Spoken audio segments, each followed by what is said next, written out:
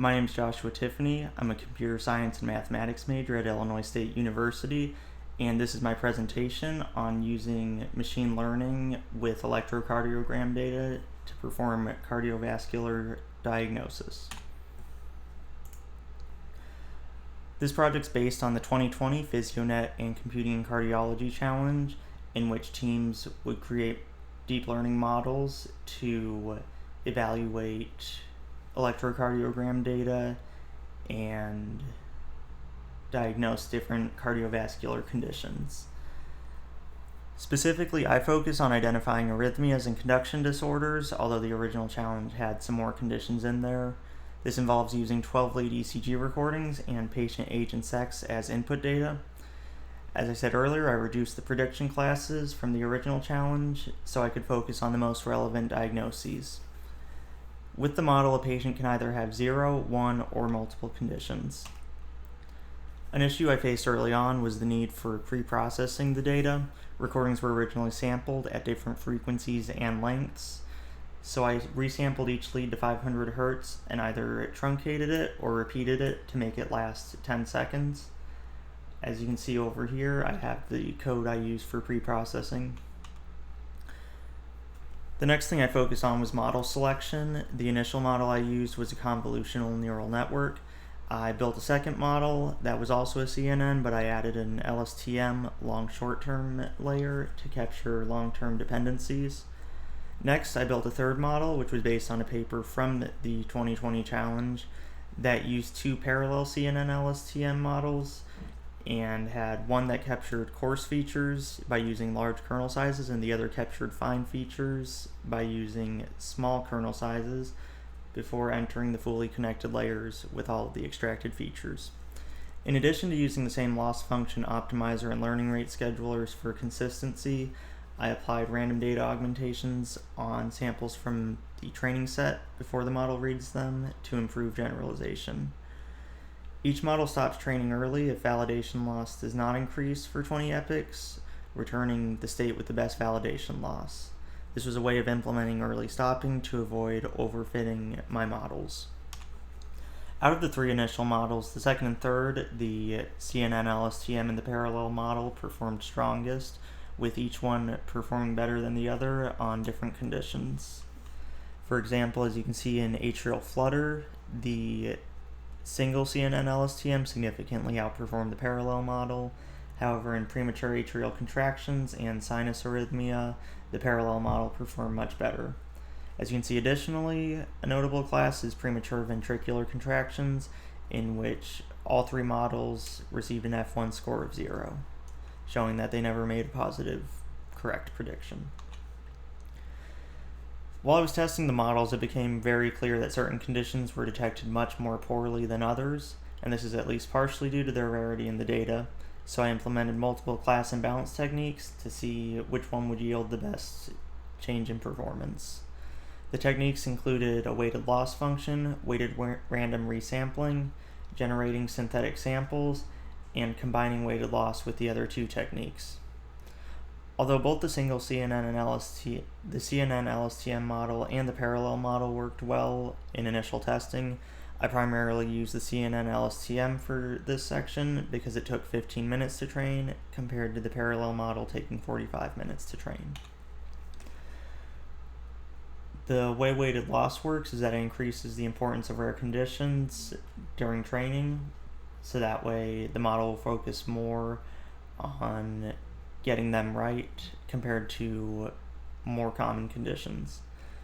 Weighted random resampling makes it so samples with rare conditions will appear more often during training. Without weighted random resampling, each sample shows up once. Weighted random resampling makes it so rare classes can show up more often than common classes in training, allowing the model to get more exposure to them. Generating synthetic samples followed the idea of SMOTE, synthetic minority oversampling technique, to create more samples of rare classes that are built using the original samples. Standard implementations of SMOTE are based on input data corresponding directly with specific features, and it works on creating close neighbors based on those. Because I was using raw ECG data, I had 60,000 data points 12 leads, and each one having 5,000 points, and none of these correlated to a specific feature, so a standard implementation of SMO would not work well to create realistic recordings.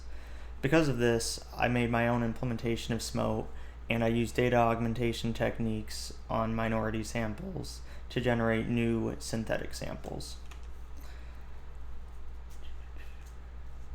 After implementing all of these, I plotted the per class F1 scores, similarly to what I did in the model selection stage, as a way of seeing which of the techniques handled and balanced the best.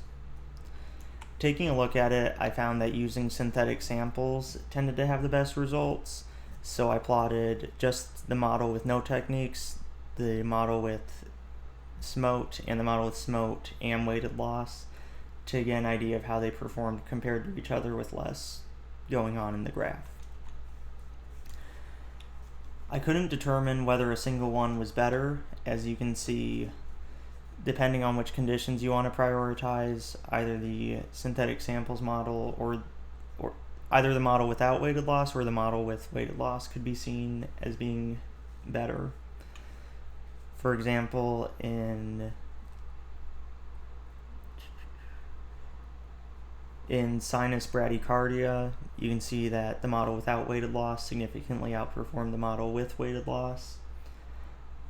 On the other hand, you can see that in premature ventricular contractions, the model that used weighted loss significantly outperformed the model without. Next, I applied the synthetic samples with weighted loss and without to the parallel model to see how the two of them would work there, and I plotted both the CNN LSTM models and the parallel models results here. Based on that, I found that the weighted loss use generally had better performance for most classes, so I plotted the two model architectures against each other, and outside of atrial flutter, I found that the parallel model generally performed very similarly to or much better than the single CNN LSTM model, so I decided to select that as my model of choice.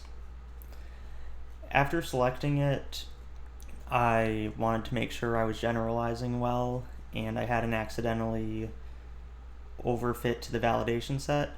So using the parallel model with synthetic samples, I evaluated the model using the test set to see if the results would indicate strong generalization or overfitting to the validation set.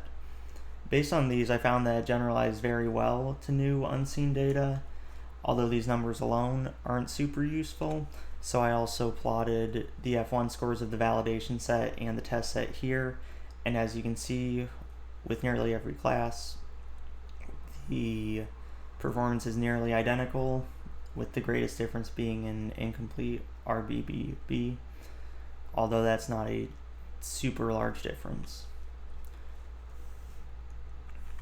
Next, I'm going to go ahead and actually pull up the running results. Due to how long it takes to train one of these models, I don't have time in the video to train this live, unless we want to sit around for 45 minutes. So I went ahead and I ran the model once. As you can see over here, it goes and it reads the data in, it generates the synthetic samples, and then it starts training the model. For each epoch, it shows the training loss, accuracy, and F1 score, along with the same metrics for validation loss. It also shows the learning rate, which gradually declines with my learning rate scheduler. Later on, if I have epochs where validation loss hasn't increased, it shows the early stopping counter, and once it reaches 20, training stops. It restores the model with the lowest validation loss, prints it there, and computes metrics on the validation set. As you can see, we have the per class, accuracy, precision recall, and F1 score. For confusion, or I also plot the confusion matrices over here. So you have true positives, true negatives, and false negatives. And I also print my overall non-per-class metrics, including label accuracy and the micro F1 score, and sample accuracy and the macro F1 score. In the actual project folder, I have figures saved in here. These are all the visualizations I used in the paper and presentation. This is where I saved the primary model. In the models folder, I have saved models from every test I've done that's included in the paper. So if you want to look at a specific model, it's in there. Corresponding with that, I have the running results from each one saved in here, and I have the actual train code here. So if I want to refer back to an older model, I can retest it. Raw data is saved in here. This includes header files and actual signals for each recording. And the process data is here, which is the NumPy arrays generated during the pre-processing stage. Over here is my code to evaluate models. This is what I ran the test set in. It computes the same stuff that's computed during training on the validation set. Over here is my code for loading data in. It splits the data, it scales age using a scaler on the train set, and it saves everything to NumPy arrays so it can be quickly loaded in to start training. This class is pretty much a function I use in the data loading process for resampling and setting recordings to the same length. This is the same code that was included earlier in the presentation. This is my actual training code. If you want to train a different model, you can take it out of the train code folder, copy it into here, and run the command for it. There's not too much else to say with this. At the start it reads in the data. You can see this is where I'm generating synthetic samples and adding them in. Then I actually create my data sets and training loaders. I have the training process over here. Early stopping is implemented over here. This is where all the metrics are computed. And over here at the bottom, I have my custom dataset class and my actual model architecture.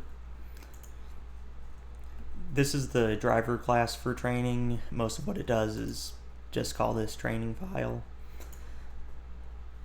I have my transformation saved over here.